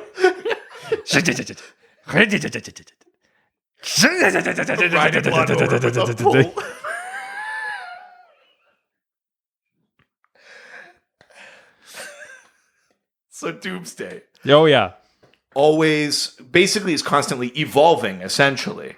In the New 52, when Doomsday showed up, sounds like Red Cyclone. His basically his new evolution was that when he fights Superman, Superman is like, listen, I cannot hold back because if I do, you're the first person I can like give. Well, he tries to take him off planet, but Doomsday has somehow found a way to move through the Phantom Zone, and so he can basically teleport. So Superman says, okay, I can't just fight you off world. I can't just put you somewhere else and leave you there. I have to kill you. And Superman rips Doomsday in half And when he does, all of these fucking spores spill out of him. Oh. And then Superman, I mean, he knows that it can't be good. So to stop anyone else from getting infected, Superman uses his super breath and basically inhales all the spores. And the spores start turning him into Doomsday. This was years before the Batman Who Laughs. This was like a sort of proto-idea of that. Doomsday sprayed out some sort of material from himself, and then Superman swallowed it all.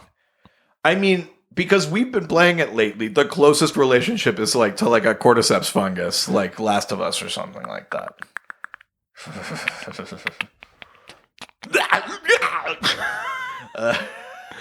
Subscribe to Scaredy Boys. Yeah, Scaredy Guys. Yeah, go over to YouTube. Scaredy Guys. Yeah. So essentially, it was a New 52 thing.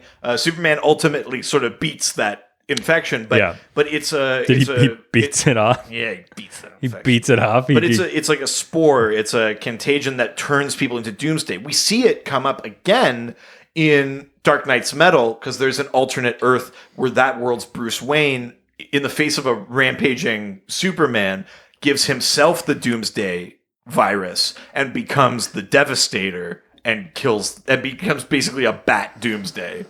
God, he loves that shit, doesn't he? Yeah. Any chance to like make him more? Yeah. So that's those are sort of basically the two instances in which we saw it. Years ago now, we did a reading assignment where they end up on Earth 29, which is the Bizarro world. Okay. And Doomsday shows up, and the Doomsday infection makes the world like prettier on the Bizarro world. It has the opposite effect. It makes like butterflies and bunnies and flowers spring up. That makes sense. Bizarro's like, it's like the worst thing that's happened. That's really funny. It's like Action Comics 40 or something from the New 52 era. It's a very sort of funny little twist on it. Yeah, but that's hilarious. Yeah. All right, next question. Normally, I don't want no pigeon, but I do want this one because it's Ryan Pigeon. Nice. Yeah. Sticking with that, huh? Yep, that's, you got something else? Well, you can say like, hurr, wrote in next. Hurr. I don't get it. That's the sound a pigeon makes.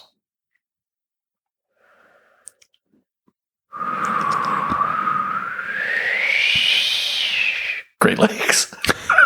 Great Lakes away! What does Ryan ask? Oh, I'm glad you asked. Ryan asks, I'm sure this is supposed to be an uplifting episode. No, it's not. I mean, surely it hasn't turned out that way. No, about when heroes beat the odds and the virus. And as much as I don't want to pigeonhole, he even in brackets says, haha. He knows what he did. He knows. Yeah, you know what you do. You're you bad scamp. You little bad boy. Just a little bad boy. Okay, come on. Sorry. As the countdown guy, maybe you can talk about the Great Disaster and the Mortococcus virus. I mean, I appreciate you saying it that way, but it's almost certainly pronounced Mortococcus. Oh, you want Mortococcus? I want... You want more to caucus. Yeah. I feel like I'm getting... I can't find anything to caucus, and I really need I want more to caucus. I mean, we cock each other constantly, and we definitely cock ourselves. Yeah. But I want more to caucus. If there's anything more to caucus, then that would be fine. I mean, we can't even be near each other. I've been ordering things online, but I just need more to caucus. This is a weird like home reno ad where where like two windows are talking to each other and they're like, we need more to caucus. It's like the weirdest ad put to TV. It's strange times, my friend. Right. So we've talked about the Great Disaster before because in the old like Commandy comics, that's like the apocalypse, the thing that ends the world and starts this sort of new world order with Commandy as the last boy on Earth and all of these animals have taken over and have their own societies. During Countdown, which was a lead into Final Crisis, basically the Mortococcus virus was a sort of fatal disease that had been quarantined to Earth 51. It killed Karate Kid, and then when Mr. Miyagi? Well, no, he wasn't the kid. Oh. I know, but I'm just saying, what about Mr. Miyagi? Oh, he probably gave it to him. He cocked him. When they do the autopsy of Karate Kid on Earth 51, it releases the Mortococcus virus, but the effect it has on that world is to basically de-evolve humans and evolve animals. So essentially during Countdown to Final Crisis, the Mortococcus virus begins the great disaster on a parallel Earth, basically sets the Commandy chain of events into action. And that's essentially the role that it plays there. And because it means Earth 51 is lost, that universe is tainted and corrupted. Then when you get into reading actual Final Crisis, you see that world's monitored, Nix Uotan facing like punishment from like the Council of Monitors. Yeah. It leads into all sorts of things that are tied to Final Crisis. But the short version is the Mortococcus virus was fatal, but has this weird mutation on Earth 51 where it basically sets that like animal apocalypse in motion, essentially. It's like the Planet of the Apes virus, basically. Yeah. Well, that's pretty cool. Yeah. I mean, to be honest, if you lived on Earth 51, you probably wish they had less Dukakis. Dr. Sayers, Dr. Sayers. Dr. Sayers, Dr. Sayers, Dr. Sayers. And you better watch out if most Dukakis comes around. Nice. Nice. I think we can button it there. Yeah. That's what she said. Next question. Whoa. Dude. Trey Shelf. I'm a surfer, but I'm also a little bit French. This is pretty Trey Jake? Shelf. Yeah, it's me. I'm over here on the Hot Snakes. 106.9 Hot Snakes. I've got Traffic and Weather streaming live. Whoa. Hey, it's Trey Shelf. Monsieur. What a tangled web we weave. Some men just want to watch the world burn. Some men just want to listen to 106.9 Hot Snakes. Oh, God, it's coming out of my ass. The hottest news streaming every hour.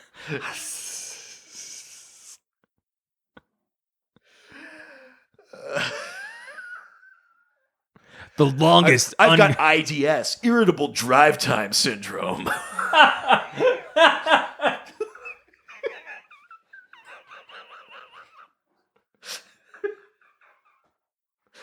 The longest continued hot streaks of the 90s and 10s that you've ever heard.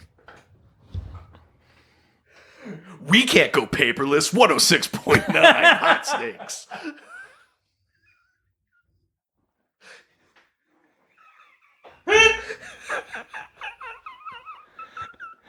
Oh, my asking for more hits every day. My workday just runs right through me when I'm listening to 106.9 Hot Snakes. These hits are burning up the charts.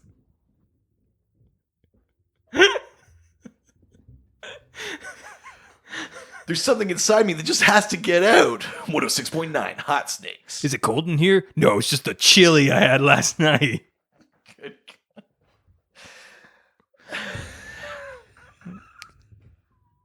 So Trey Shof asks, if there was a wiki for our show, this would be the most insane set of like pages. Like this arc is the craziest shit. The flow chart that needs to be created. Speaking of flow chart, 106.9.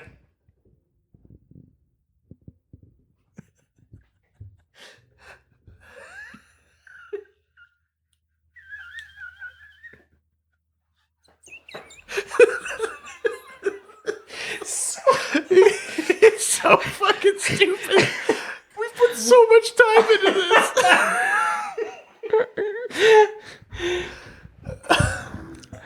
So Trey Shof.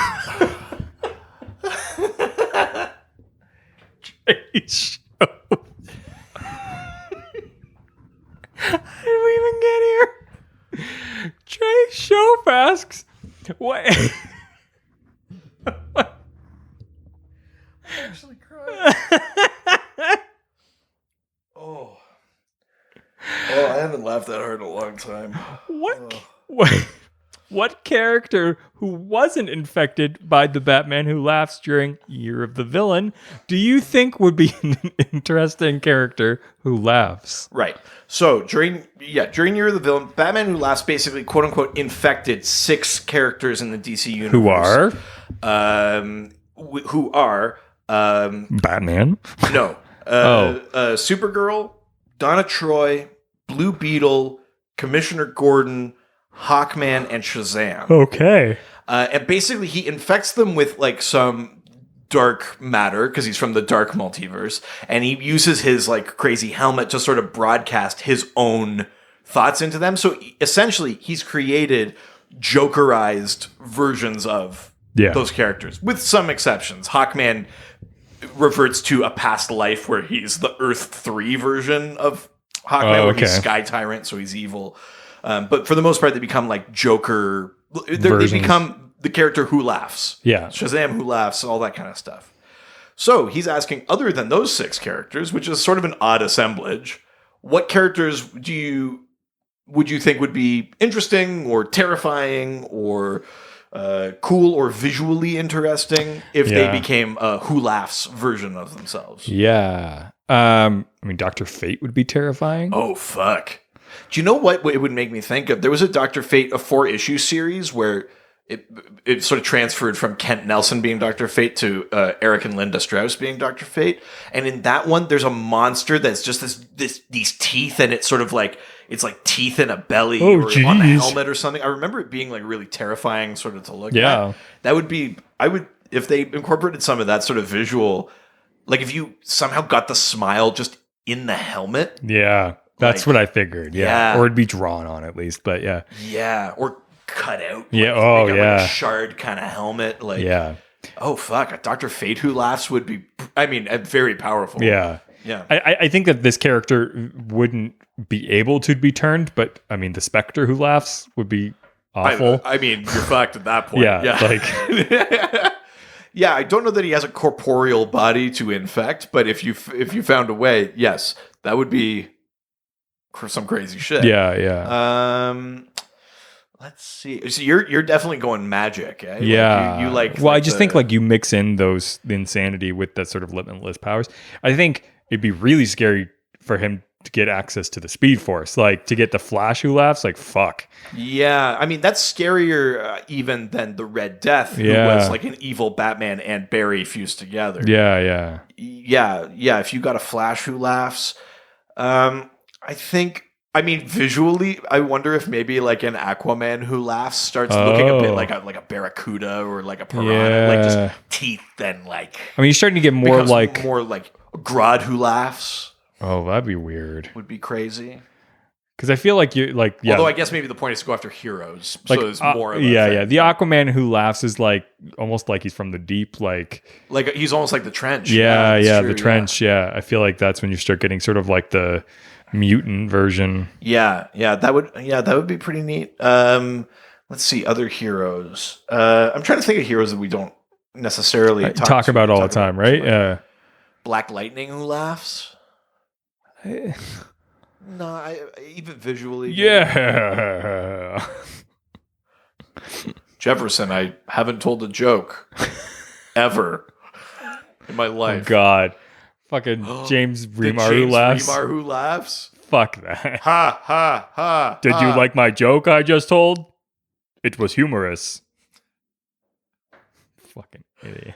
Okay. You know what's a joke? My acting career. Let's each try to name one more character who laughs and see who we come up with. I'm gonna say Starfire Who Laughs. Oh, she has sort of like again solar abilities and stuff like that, but I mean she also I think a Starfire Who Laughs. Oh, that reminds me. Who do I want? What's her name?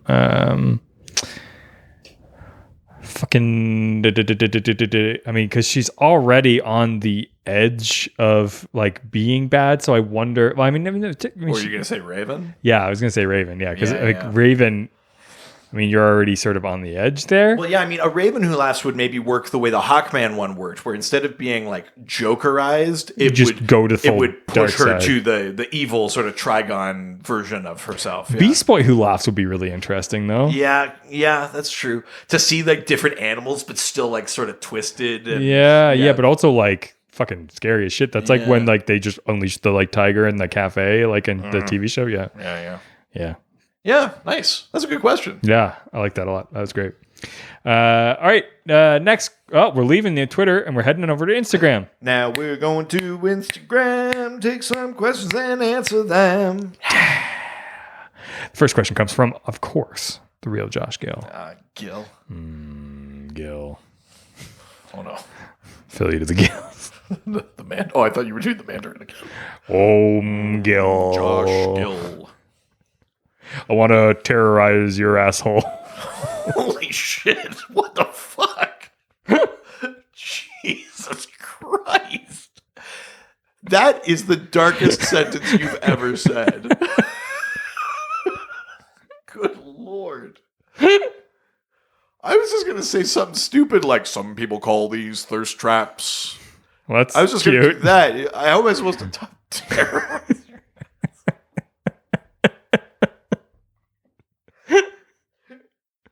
Good God. So Josh asks, Final Crisis or Deceased? Which one better portrayed the anti-life equation? Is there a better portrayal than those two? Right. So, in both of those stories, the anti-life equation is released to disastrous effect. So, in Final Crisis, it's released by people hearing it or seeing it and basically just puts them under the thrall of Darkseid. So, it operates in a way like a virus because they have a screen or anything like that. Yeah. And it can, or speakers, it can be broadcast to them. So, it sort of operates still on like outbreak principle. In Deceased, the little complication of it is that Darkseid takes the anti-life equation and makes it this like techno-organic virus. So it can be like transmitted by blood. It can also be transmitted by technology. And he sends it to Earth in Cyborg. And it turns people into like actual zombies and shit. And it backfires on Darkseid. Like it ends up destroying him too. Yeah. But it's much more viral because it's not just like, well, now you can't even make physical contact because the anti-life equation in Final Crisis, it's not like, oh, you've got a cut open and that person is hearing the equation. Now you are too. Didn't work that way. You had to, the justifiers all had helmets on their head that would broadcast the equation constantly. Yeah. In Deceased, they made it like an actual infection as well. So, I mean, that one is much scarier. It travels much more quickly. If you read Deceased, like, within 6 issues, they abandon the planet. Like, Jesus. It's done. Like Wow. So I would say that one is probably done from a outbreak or a contagion sort of storytelling perspective. That one's done way better than the Final Crisis one. Yeah. Final Crisis was aiming for something different. Deceased was like about an outbreak. So, Yeah. That's awesome. Yeah. And now on to the next question from Stump Chunkman, Stepping in the stump. Chunkman, Blah! who asks, whose blood... 3.7, the chunk. Blah, oh, I think I'm gonna be sick. We're throwing up the greatest hits of the 80s and 90s.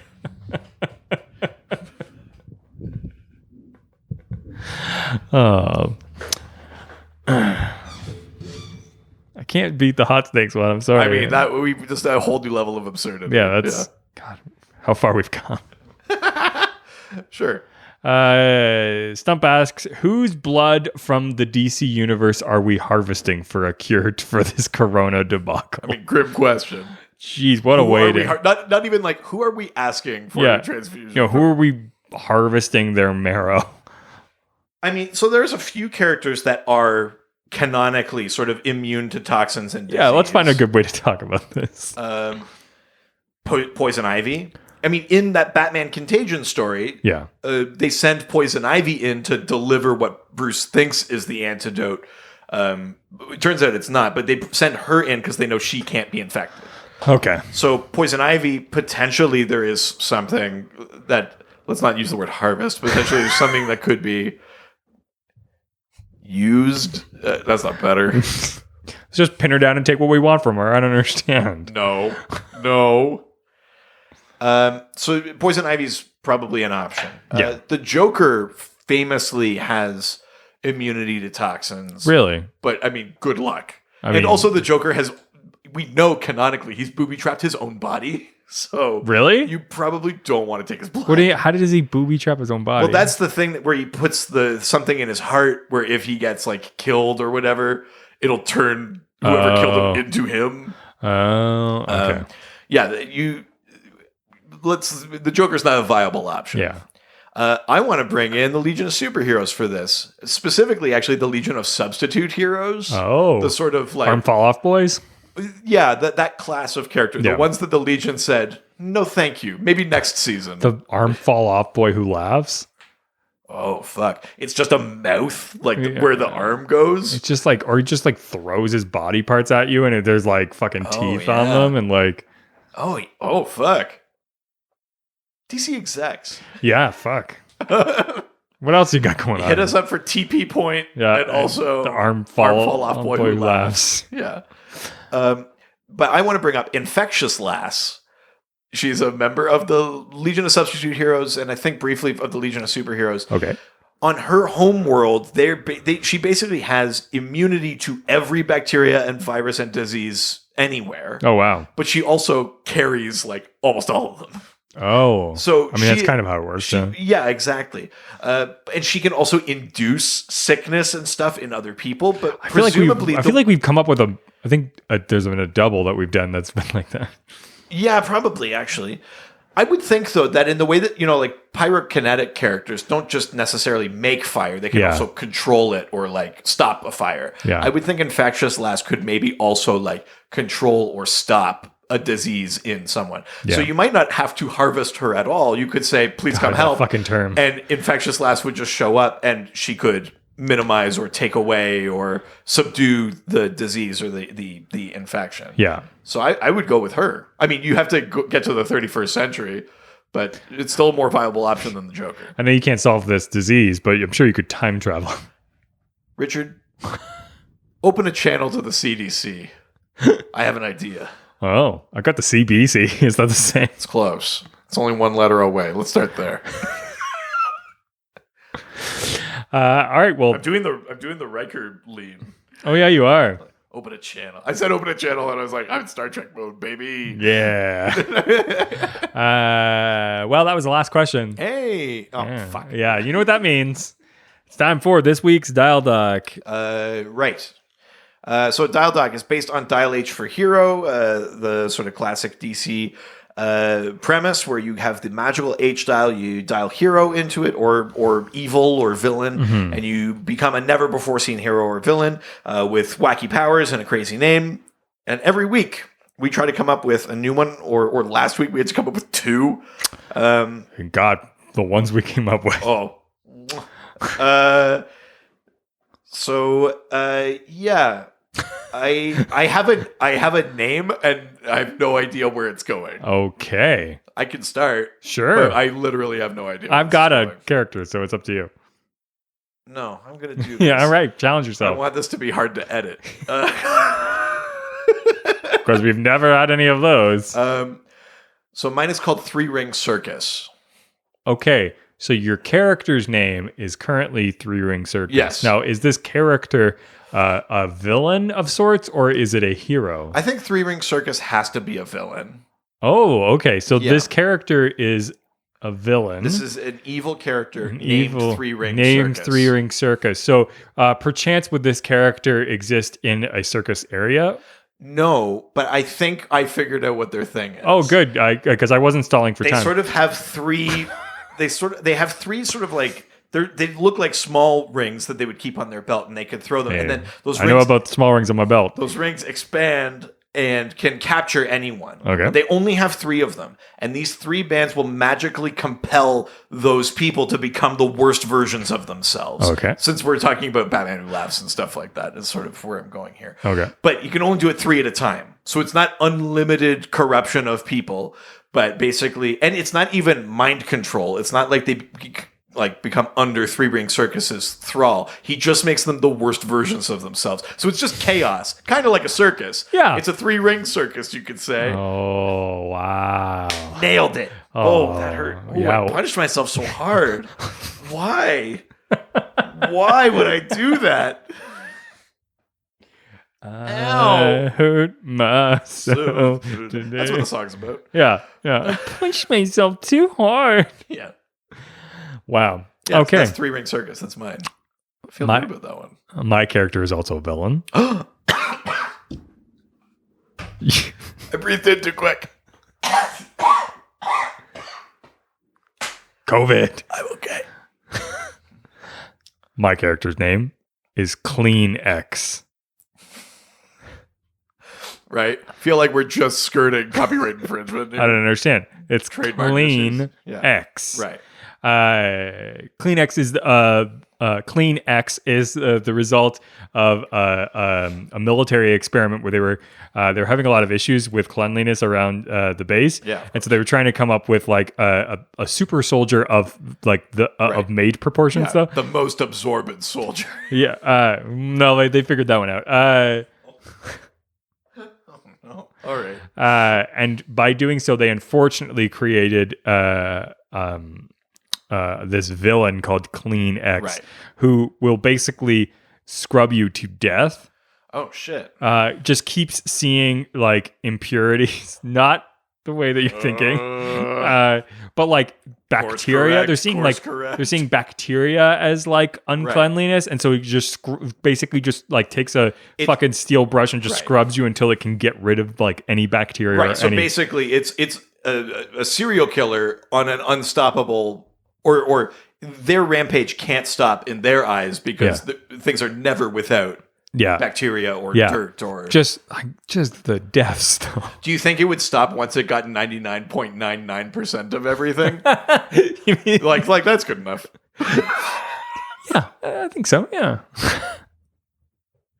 It's called Clean X. get Clean X. Right. Does it have any like powers, or is it just other than seeing the uncleanliness? Yeah, Or- that's basically it. It's able to so see. it's still just going around with a regular like scrub and stuff like that. No, It's just it's that like they taking can't unsee taking one of the- those the sponge dirt. with like the green scrubby side and just Yeah. using that to literally scrub you to death. Oh, good God. What a slow death. Oh yeah, just the worst possible death you could ever my have. God. I like it. It starts I out mean, like I don't like the death, but I like starts the out like your feet, like Oh, my feet are very sensitive. your hand too. Apparently, Listen, I don't know my own strength. so strong you can hurt yourself. So strong I can hurt myself. That's my superpower. Yeah, it's the only way I can feel.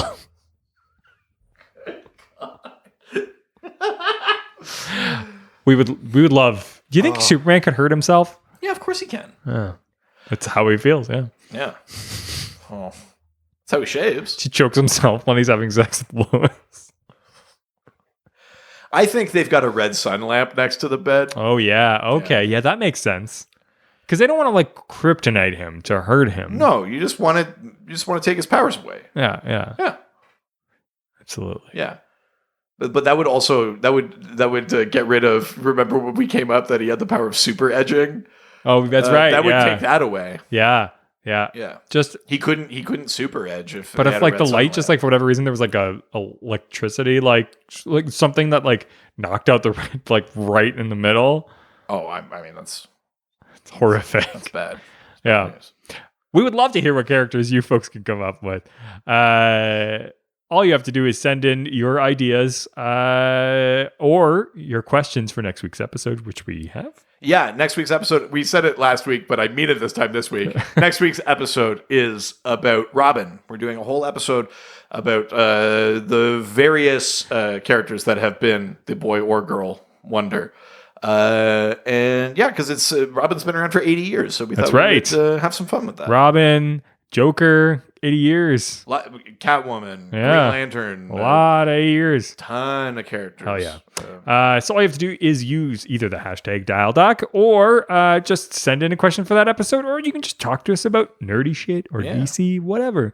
Just do so through our various social media platforms, such as our Facebook, Dr. DC Podcast, Twitter, at Dr. DC, Instagram, Dr. DC Podcast, email, drdcpodcast@gmail.com, Reddit, r/Dr_DC. Of course, the doc phone is always open. 208-917-3238. It's 208-917-DCEU.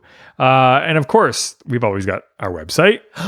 drdcpodcast.com.ca. You can buy our merch. Buy our merch. Give us a 5-star review on iTunes. That's right. We're at 73 right now. Trying to get to 100. Yeah, when we get to 100, we will release a mini-series, The Lord Lord of the Rings podcast. That's right. And of course, every single week, we're producing extra content. If you don't have enough of the Doctor, you can get so through our Patreon. Patreon.com/DrDC. There are 2 levels, a $5 level and a $7 level. We have a full bonus episode every week called the Double Dose. That's That Friday. comes out on Fridays. On Wednesdays, we've got a video episode. It's prescribed reading. We talk about something that I'm currently reading. Our OnlyFans at... I mean, there's a merch discounts. You can suggest episode themes and help vote on those things. Vote on reading assignments when it's like holiday things and stuff like that. So lots of fun stuff over on Patreon. And not only that, if you still don't have enough of the two of us, That's right. we've got a YouTube page. That's right. This is a side project. This is not Dr. DC. Well, I mean, There is a we Dr. do have DC YouTube. but this is a side project that we've got where I get scared very easily in video games, and Like you have no idea. And so check out Scaredy Guys on YouTube. Subscribe. There are 3 videos currently, maybe more now, actually by 4, the time yeah. you're listening to it. We're playing through The Last of Us at the moment, and you can see how that affects me. But yeah, please go over, like, subscribe, Suggest what our next game should be. suggest games that we should do that you think would be suitably terrifying. Yeah, just so you're aware, the one that literally we almost couldn't get through was The Last of Us. So that'll give you some indication of where this is going. Yeah, exactly. A game so not scary that even the Doctor's mother was like, that game doesn't seem that scary. Yeah, my mom watched the first episode of Scaredy Guys and said it didn't look that scary, and I had to be like, listen, Shut up, Mom. I'm a grown man. I'll say what's scary. Wow, that fucking sentence. Yeah. That's it for this week. Adios. Ciao, ciao. Heroes, they always fight for what is right. Live with danger and adventure. This was a Brain Freeze podcast.